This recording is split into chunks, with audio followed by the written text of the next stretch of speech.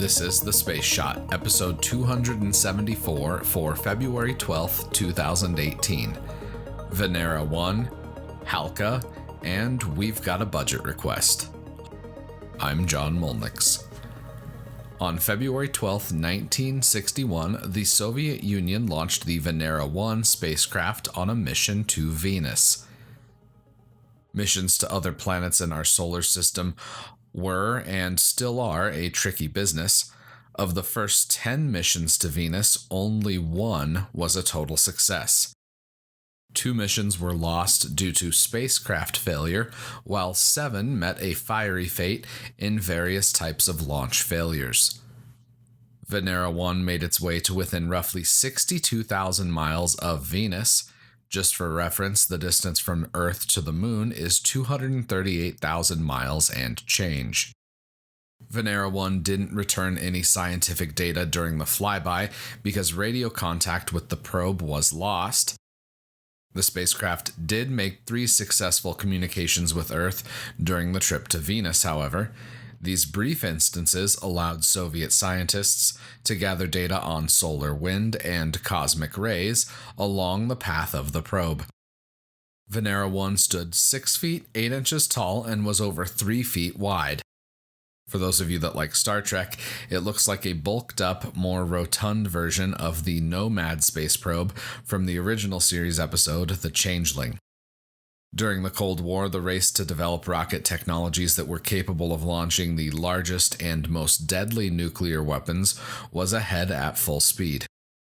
The American Mariner 1, which was destroyed during a launch, weighed in at only 447 pounds compared to the 1,419-pound Venera 1. The Soviet Union enjoyed a lead in booster payload for a short time, but eventually NASA caught and surpassed the Soviets. The race to send a spacecraft to Venus meant that there were numerous attempts before and after Venera 1. The Soviet Venera 1, American Mariner 1, and a Soviet Venusian lander all ended in failures, either from a booster or spacecraft malfunction. Eventually, the United States would conduct a successful flyby of Venus on August 27, 1962. A decade later, the Soviet Union made history with the first operational Venusian lander, Venera 7, which landed on the surface of Venus in March of 1972. The immense pressure and heat on the surface of Venus mean that any spacecraft that touches down only has a short time to function before it succumbs to the elements. Let's head back to an Earth orbit for the next mission. We've had some science-centric episodes lately, so here's a Japanese science mission that I found interesting. The HALCA, or Highly Advanced Laboratory for Communications and Astronomy satellite, was launched on February 12, 1997. This satellite was dedicated to very long baseline interferometry radio astronomy. An interferometer is formed when 2 or more telescopes in different places are linked together to create what functions as one larger telescope.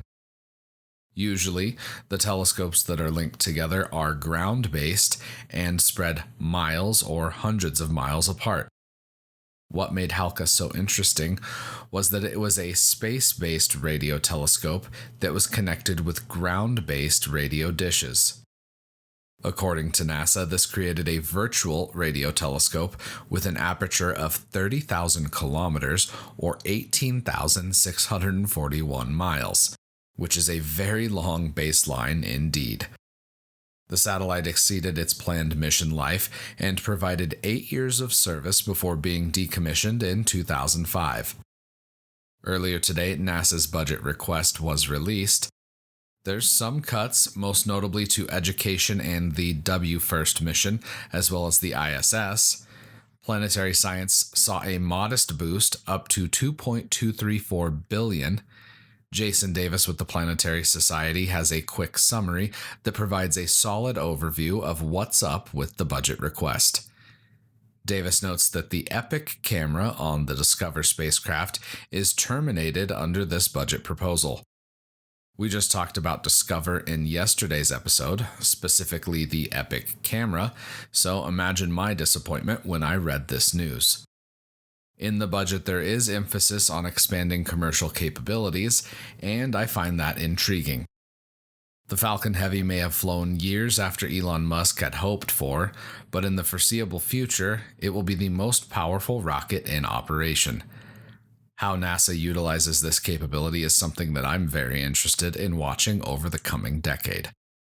Here's an intro to the NASA fiscal year 2019 budget request that I want to read here. I'll link to the full documents in the show notes, so be sure to check those out. Quote, NASA is focused on its core exploration mission and the many ways that the agency returns value to the nation through knowledge and discoveries, deepening partnerships with industry and other nations, finding solutions to tough problems, and inspiring the next generation. This budget places NASA at the forefront of a global effort to advance humanity's future in space and draws on our nation's great capacity for innovation and exploration to raise the bar of human potential and improve life across the globe. The budget provides for $10.5 billion for a focused exploration campaign, building emerging commercial capabilities, as well as on the Space Launch System and Orion. This budget expands exploration by 1. Pursuing a cislunar strategy that establishes U.S. preeminence 2. Around and on the Moon, and 2. Facilitating development of a commercial space economy. NASA will engage with partners through non-traditional partnerships, commercial service purchases, and expanded international cooperative agreements. It will be interesting to see what the specifics of this cislunar strategy are, other than 2, around, and on the Moon. I hope you enjoyed today's episode. I'd really love if you could share this podcast with anyone you know that likes podcasting, history, or space. I'd also appreciate it if you could leave a review on iTunes. If you leave a review, screenshot it and send it to me at John Molnix pretty much everywhere on the internet, and I'll send you a Space Shot sticker and a little thank you. To everyone that's subscribed, thank you very much for doing that. I've noticed a big uptick in the subscribe rate for episodes over the past few weeks, so I appreciate it. As always, the show notes have more information on today's episode. You can hit me up on Instagram and Twitter. Find me at John Molnix. I'm always up to chat. You can also connect with me on Facebook. Just search The Space Shot or click the links in the show notes and you'll find me. Tomorrow, I've got a Star Trek Discovery season recap and a little bit on what I've been reading. I'm John Molnix, and I'll catch you on the flip side.